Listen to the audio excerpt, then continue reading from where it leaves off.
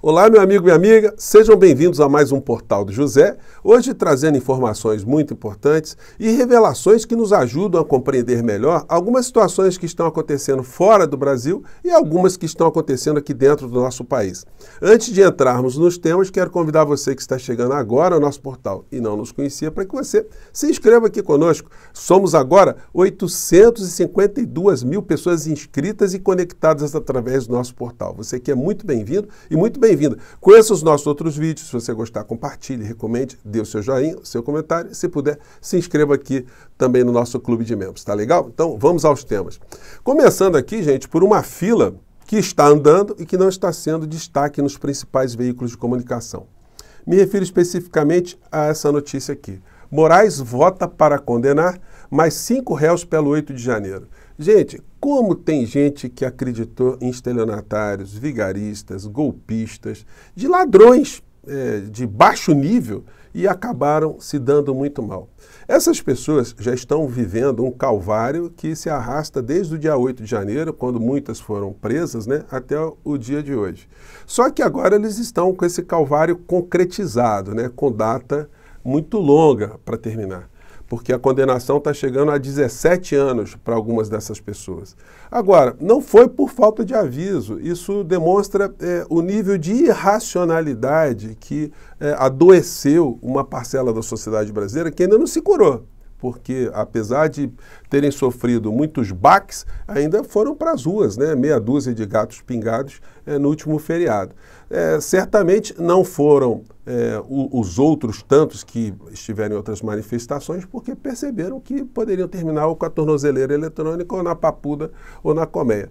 Acreditaram nesse tipo de criatura que ontem eu mostrei para vocês aqui, foi capaz de dizer que nunca tinha dito, nunca tinha puxado o couro de imbrochável. Isso virou piada, virou comédia na internet de uma maneira geral, mas que denota bastante, né, como a figura não tem noção e que, de um certo modo, ele consegue até disfarçar o seu pânico, o seu pavor de terminar naquele lugar que ele terminará, que é a cadeia. Bom, e aí os estelionatários desse suposto conservadorismo, patriotismo, eles vão se conectando por todos os lugares, né? Eu mostrei para vocês também esse episódio de um grupo de deputados extremistas e de criminosos, né? Porque o que eles estão fazendo são crimes contra o nosso país. Bom, matéria aqui da Veja. O pesadelo de Jorge Santos após visita de Eduardo Bolsonaro. Tem uma coisa curiosa, né? Esse Jorge Santos, que é um brasileiro, se naturalizou norte-americano, ele é um estelionatário muito conhecido. Deu golpes aqui no Brasil, deu golpes lá fora. Lá fora ele se elegeu contando uma série de mentiras. Ele disse que tinha ascendência judaica, que era de família de judeus, enfim. Aí isso foi desmascarado. Disse que tinha diploma no lugar, disse que tinha diploma no outro lado. Enganou as pessoas, fazendo discurso conservador, pátria, Deus, família, né? Enfim. Só que um cara com essa capivara gigantesca de crimes, ele é referência para o Dudu Bananinha e para os outros deputados que foram fazer esse tour macabro lá nos Estados Unidos. Dentre eles, um merece destaque, né? Que é o deputado Ramagem, que delegado da Polícia Federal, licenciado, né, para exercer o mandato de deputado, enfim, do lado ali, ele não ficou muito pertinho, né? Ele deixou ali primeiro o Dudu Bananinha de um lado, o Magno Malte do outro, e aí ele ficou ali meio assim, não vou ficar muito perto, não, quem sabe a foto não me pegue, né? Fica complicado, né, delegado? Sou delegado da Polícia Federal, sair pertinho ali do estelionatário mor, né? Enfim, e a situação se complicou porque foi só ele se encontrar com esse grupo de bolsonaristas, o tal deputado Jorge Santos, que a Comissão de Ética lá da Câmara dos Deputados dos Estados Unidos apresentou um relatório criando aí uma série de problemas criminais para a criatura, né? Só para fazer aqui recordar um pouco, né, a matéria que saiu no Brasil de Fato alguns meses atrás. Bolsonarista Jorge Santos, congressista nos Estados Unidos, é detido por fraude e lavagem de dinheiro. Santos estaria envolvido em 3 esquemas diferentes, incluindo mentir para conseguir benefícios da Covid. Gente, esse é o deputado conservador para essas pessoas. Mas como muitos que a gente já tem desmascarado, o discurso é um e a prática é outra, né? Uma coisa que não combina muito é esse perfil do deputado aqui, né? Que no Brasil ele fazia também às vezes de drag queen. Até aí, a pessoa ser drag queen, uma opção, uma orientação dela, né? O problema é fazer um discurso absolutamente covarde, atacando minorias, como se fosse uma pessoa absolutamente conservadora de raiz, né? Porque é complicado, né? A gente ver um drag queen, uma pessoa que seja de fato, né, minoria, que perceba as dificuldades que a sociedade impõe às pessoas que estão nesse campo, né, de compreender alguma lógica no comportamento desse suposto conservador e nas suas práticas, na sua vida anterior. Não é por outra razão que muitas vezes aqui eu tenho alertado alguns discursos desses supostos conservadores. Se você mexer bastante, na alma de alguns a gente vai encontrar situações que eles chocariam muitos dos seus eleitores. Bom, então estão lá agora, foram na Organização dos Estados Americanos apresentar uma denúncia que o Brasil não tem democracia, que nós viramos uma ditadura, que está se infringindo direitos humanos, enfim. Uma coisa absolutamente inútil. Quem ficou recebendo as criaturas deve ter dito para eles, olha, eu vou escutar aqui, mas e daí? Eles fariam melhor se ao invés de terem ido lá para a OEA, tivessem ido lá para Papua Nova Guiné, encontrar com a tribo aqui dos Fore, né, e que a reação seria a mesma. Eles chegariam ali para os indígenas, né, para os aborígenes, contariam ali as histórias e no final de tudo eles iriam embora e o que aconteceria? A mesma coisa que acontecerá na OEA. Nada! Não haverá intervenção nenhuma. Esses índios aí só fazendo, esses aborígenes só fazendo um pequeno parênteses, em tempos atrás eles eram comedores de cérebro. E há estudos, né, que isso significou na genética dessa tribo aí. Mas os bolsonaristas que foram se encontrar lá na OEA não teriam problemas, né, com esses indígenas em hipótese nenhuma, né? Aqui são fotos deles, desses aborígenes, né, enfim. Mas o resultado é o mesmo, gente. Eu estou fazendo essa caricatura aqui porque eles merecem, né? São inúteis, gastando dinheiro público para fazer mais coisas contra o nosso país que não redundarão em absolutamente em nada. Não é por outra coisa que esse Jorge Santos acabou entrando pelo cano, né? Bom, saindo aqui dessas pautas, né, mais nacionais e entrando agora em algumas conexões internacionais, eu coloquei aqui no nosso portal uma enquete sobre o conflito no Oriente Médio. Eu fiz a seguinte pergunta, quase 20 mil pessoas responderam. Você entende que o conflito Israel versus Hamas está em curso visando o quê? 3% das pessoas que responderam disseram, é uma ação de Israel por razões religiosas. Gaza será devolvida. 90% responderam, há interesses econômicos por trás. Israel irá anexar Gaza. E 7% responderam, para destruir o Hamas, vale exterminar todos.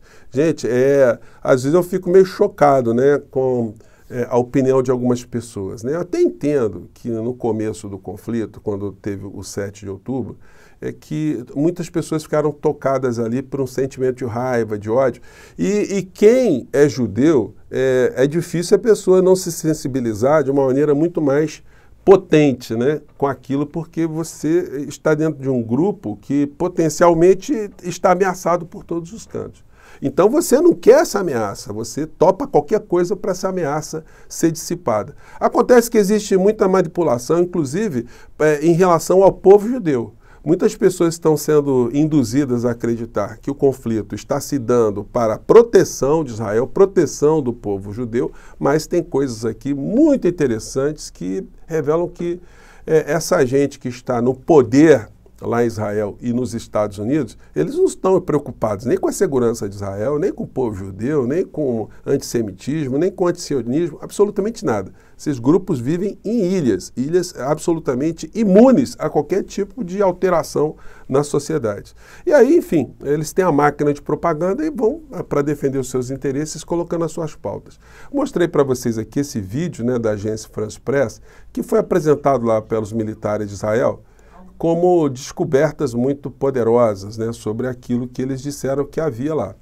Eles apresentaram esse vídeo aqui, que rodou o mundo, e agora eles pararam de botar esse vídeo, né? Mostrando, esse aqui, gente, é o hospital, tá? De Al-Shifa. Eles pegaram exatamente o hospital e fizeram a simulação. E essa simulação, ela tem um impacto muito grande, né? Porque você enxerga exatamente algo que é muito macabro, né? Algo muito poderoso. Então isso foi apresentado para justificar todas as ações que estavam e ainda estão acontecendo. E aí não se encontrou absolutamente nada. Aqui no canal da NBC News, nos Estados Unidos, tem uma matéria onde eles colocam isso em xeque, né? É um jornalismo decente, né? Eles estão colocando, olha, os túneis lá, cadê os túneis? Aí o exército Israel apresentou um buraco e aí eles falaram, por enquanto não tem evidência nenhuma que o que foi apresentado anteriormente esteja se confirmando. Se apresentou algumas armas, alguns equipamentos, enfim, mas nada que possa ser caracterizável como uma central, né, se escondendo debaixo de um hospital e, portanto, bombardeado na sequência. Mostrei para vocês aqui algumas vezes, dentro desse contexto, que existe uma grande jazida de gás ali em frente à faixa de Gaza. E ninguém está falando nesse assunto.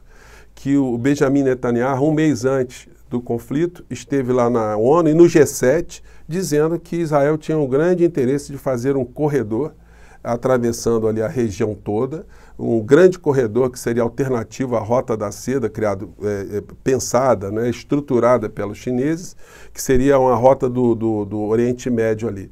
E colocou um pincel atômico vermelho por cima da faixa de Gaza. E aí você vai vendo algumas situações, né? Que quando ele passa o pincel atômico ali vermelho, justamente para explicar que é necessário se fazer um corredor alternativo, também há um projeto que foi colocado no G7, foi mencionado no G7, da construção de um novo canal para fazer concorrência, vamos dizer assim, ao canal de Suez, para que Israel não ficasse dependente de um canal que passa por dentro do Egito. Então, há um projeto desde os anos 60 que se chama Canal Ben Gurion, que dá um trabalho, é um negócio pesadíssimo, né? Muito custoso e que termina ali na faixa de Gaza. Ontem, assistindo aqui um programa muito interessante na CGN, estava lá o Pepe Escobar, que é jornalista internacional, o Pedro Costa Júnior, que é cientista político, e o embaixador José Bustini, do Itamaraty, que ficou muitos anos naquela região, Rússia, né? Em dado momento, eles disseram exatamente algumas coisas que eu digo aqui, mas com mais informações aqui para enriquecer as nossas análises, né? Vamos pegar aqui, vamos lá. De venda de energia desses três atores BRICS Plus para o principal consumidor de todos eles, que é a China. Que isso vai se intensificar cada vez mais. E no caso do Irã, ainda mais, porque vai ter mais investimentos chineses no complexo. Ele está falando aqui dos países interessados na região, né? Vamos seguir. Energético iraniano, além de investimentos da Gazprom também. E o fato fundamental de que Irã, Rússia e China têm parcerias estratégicas entre eles. Não só entre Rússia e China, mas entre Irã e China e Irã e Rússia. Ou seja, está tudo interligado. E aí entra essa interligação BRICS, OPEP+, Organização de Cooperação de Xangai, onde são todos os membros também, entrando a Índia e o Paquistão. O corredor internacional... O PEP está dizendo aqui de um outro bloco, né, alternativo à comunidade do euro, enfim, a dos Estados Unidos, que está se formando. Norte e Sul de conectividade, onde os três personagens principais são Rússia, Irã e Índia. Então, você interliga tudo isso, não sobra absolutamente nada para o Império, a não ser esse último desesperador, essa jogada desesperada deles no último G7, onde eles propuseram um negócio que muitos de vocês não devem ter nem ideia o que significa. Chama-se, pelo acrônimo em inglês, IMEC. I-M-E-C. India Middle East Corridor. Corredor Índia-Oriente Médio. Mas isso não diz o que é esse corredor. Isso é uma invenção americana para transformar Israel num polo central de trânsito de energia no oeste da Ásia, ligado aos Emirados Árabes e à Arábia Saudita, para exportar energia para a Europa. Quem são os personagens desse IMEC, desse corredor? Índia, União Europeia, Israel, Arábia Saudita e Emirados Árabes Unidos. Isso foi inventado e proposto no último G7. Todo mundo já esqueceu, mas isso é super importante porque isso explica, entre outras coisas, um dos vetores principais dessa guerra que está rolando. Porque isso está interligado com uma outra invenção, essa dos anos 60, dos americanos, e que agora está sendo reavivada. O canal Ben-Gurion.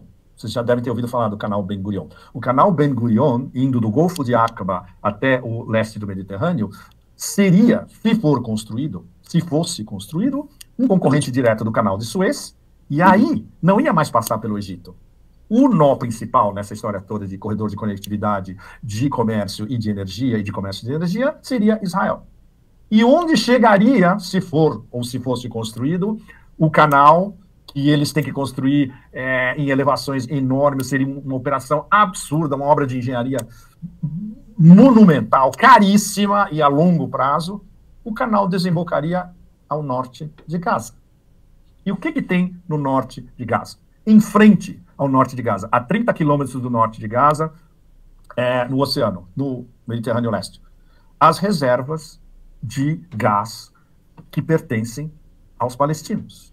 E gente, então é o seguinte, foi um programa de 2 horas, eu pensei só esse pedacinho, né? Mas eu vou colocar o link no primeiro comentário aqui para você que queira conhecer melhor o assunto. Tem um artigo aqui também da mídia do Oriente Médio também, falando exatamente disso, um artigo muito interessante de uma jornalista britânica chamada Yvonne Ridley, e esse arcabouço de informações ajuda a gente a compreender melhor, né, algumas situações que estão acontecendo paralelamente às notícias, às informações que a gente recebe da grande mídia sobre causas do conflito lá no Oriente Médio. Bom, espero ter jogado mais algumas luzes, espero você no nosso próximo encontro, tá bom? Tchau!